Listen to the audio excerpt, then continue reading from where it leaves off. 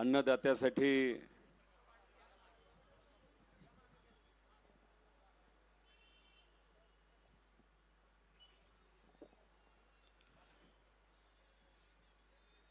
अन्नदात्यासाठी अन्नत्याग आंदोलन जे आपण सर्वजण मिळून करत आहोत, ज्यात मी असेल व माझ्याबरोबर 26 जण इथं हे आंदोलन करत आहेत। सुरुवातीला हा आकडा 10चा होता, पण बघता बघता अनेक शेतकरी महाराष्ट्राच्या कानाकोपऱ्यातून आणि त्याच्यामध्ये काही महिला सुद्धा इथं शेतकऱ्याच्या हितासाठी अन्नत्याग आंदोलन करत आहेत। मी त्यांच्या मनापासून सर्व शेतकऱ्यांच्या वतीने या ठिकाणी आभार व्यक्त करतो। अजित नवले साहेबांनी आपल्या सर्वांना मार्गदर्शन केलं, आत्ताची काय परिस्थिती वस्तुस्थिती ही आपल्या सर्वांना सांगितली। आता आम्हा सर्वांना अन्नत्याग आंदोलनाला सुरुवात करून 24 तास झाले। त्या 24 तासामध्ये काल दोनदा कृषी मंत्री साहेबांबरोबर बोललो, त्याच्याच बरोबर सहकार मंत्र्यांशी पण बोलणं झालं। आज अजूनपर्यंत सरकारकडनं कुठलाही निरोप त्या ठिकाणी आलेला नाही। तो कधी येईल काय येईल हे नंतरच तिथं आपल्याला कळेल। पण काही बातम्या आणि काही स्टेटमेंट जे काही मोठे नेते टीव्हीवर करत आहेत ते काही प्रमाणात मी बघितले। याच्यामध्ये मुख्यमंत्री साहेबांनी एक स्टेटमेंट केलं। सुरुवातीला ते म्हणत होते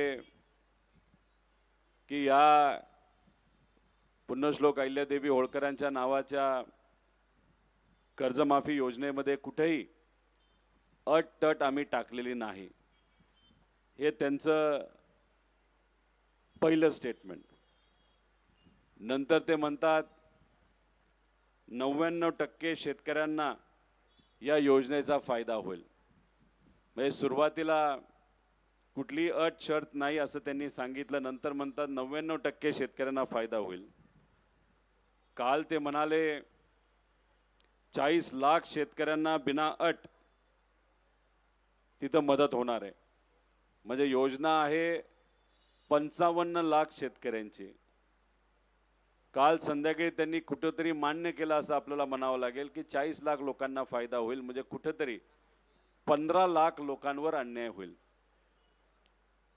आता हे स्टेटमेंट त्यांनी जे दिलं सुरुवातीचं की कोणालाच काही फरक पडणार नाही, सगळ्यांना त्याचा फायदा होईल, आणि हळूहळू बघता मुख्यमंत्री साहेबांनी सुद्धा मान्य केलं की हा जो काही ड्राफ्टचा मसुदा आहे, नाहीतर जे काही GR बनवला आहे त्याच्यामध्ये नक्कीच काही अटी आहेत। त्या अटीमुळे लाखो शेतकऱ्यांना नुकसान होणार आहे। मला असं वाटतं की शेतकरी एकजुटीचा हाच खऱ्या अर्थाने फायदा असतो।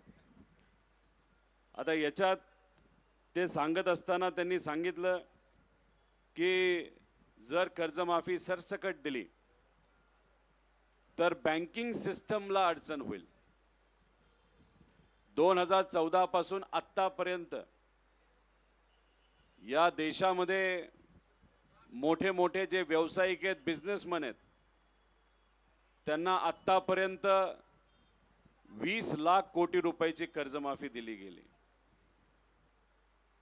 आणि इथं आम्ही शेतकरी म्हणून कुठेतरी एवढंच म्हणतोय की 35,000 कोटी रुपयाची कर्जमाफी तुम्ही जी जाहीर केली ती पूर्णपणे आमच्या शेतकऱ्याला तुम्ही द्या। आता 20 लाख कोटी रुपये मोठ्या व्यावसायिकांचे, पैसेवाल्यांचे माफ करून जर या बँकिंग सिस्टमला अडचण झाली नसेल तर मग आमचे 35,000 कोटी रुपये 55 लाख शेतकऱ्यांचे माफ करून थोडी बँकिंग सिस्टमला काय अडचण होणार आहे। काल मोदी साहेबांचे गुणगान गात असताना त्यांनी अजून एक गोष्ट सांगितली की आपल्या या देशाची परिस्थिती इतकी चांगली आहे, जर पंतप्रधान साहेबांनी ठरवलं एका दिवसामध्ये या देशावरचं सगळं कर्ज जर भरून टाकायचं तर आपली आर्थिक ताकद इतकी चांगली आहे की एका दिवसामध्ये आपण तो निर्णय तिथे घेऊ शकतो। म्हणजे त्याचा अर्थ एका बाजूला शेतकऱ्याला न्याय देण्यासाठी आम्ही जेव्हा तुम्हाला म्हणतोय सरसकट कर्जमाफी द्या, तेव्हा तुम्ही म्हणता बँकिंग सिस्टमला अडचण येईल, आणि दुसऱ्या बाजूला मोदी साहेबांची प्रशंसा करत असताना तुम्ही सांगताय की आपली आर्थिक परिस्थिती या देशाची इतकी चांगली आहे की या देशावर कितीही लोन झालं तरी ते आपण भरून काढू शकतो. म्हणजे हा विरोधाभास आहे असं आपल्याला म्हणावं लागेल. खरं तर आकडेवारी द्यायची झाली, कारण तुम्हालाही माहिती, मी जेव्हा बोलतो तेव्हा आकड्यातच बोलतो. 2014 मध्ये या देशावर, पूर्ण देशावर 56 लाख कोटीचं कर्ज होतं, आणि आता या देशावर गेल्या 10 वर्षामध्ये 210 लाख कोटीचं कर्ज झालेलं आहे. आणि तुम्ही म्हणता की मोदी साहेब आणि त्यांनी हे जे सरकार चालवलेलं आहे त्याच्यात इतकी ताकद आहे, हे 200 लाख कोटीचं कर्ज एका दिवसात तुम्ही भरू शकता. आमचं एवढंच म्हणणं आहे, 200 लाख कोटीचं कर्ज तुम्ही काय भरू नका, पण आमच्या शेतकऱ्याचं 35,000 कोटी रुपयाचं कर्ज तुम्ही भरा आणि सरसकट कर्जमाफी तिथं आम्हाला शेतकऱ्याला द्या. मी सातत्याने, आणि खरं तर आता नवले साहेबांनी सुद्धा आपल्या सर्वांना GR बद्दल सांगितलं. याच्यामध्ये अटी आहेत आणि त्या अतिशय घातक आहेत. त्या अटी काढणं फार महत्त्वाचं आहे. 2019ला जी कर्जमाफी झाली होती त्या कर्जमाफीला ही कर्जमाफी तुम्ही जोडत असाल तर 2019ला 48 लाख शेतकऱ्यांनी त्या कर्जमाफीचा लाभ घेतला होता.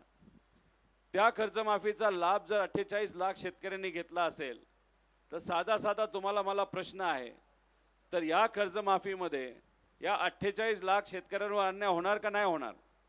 100% होणार. आणि अन्याय कसा होणार?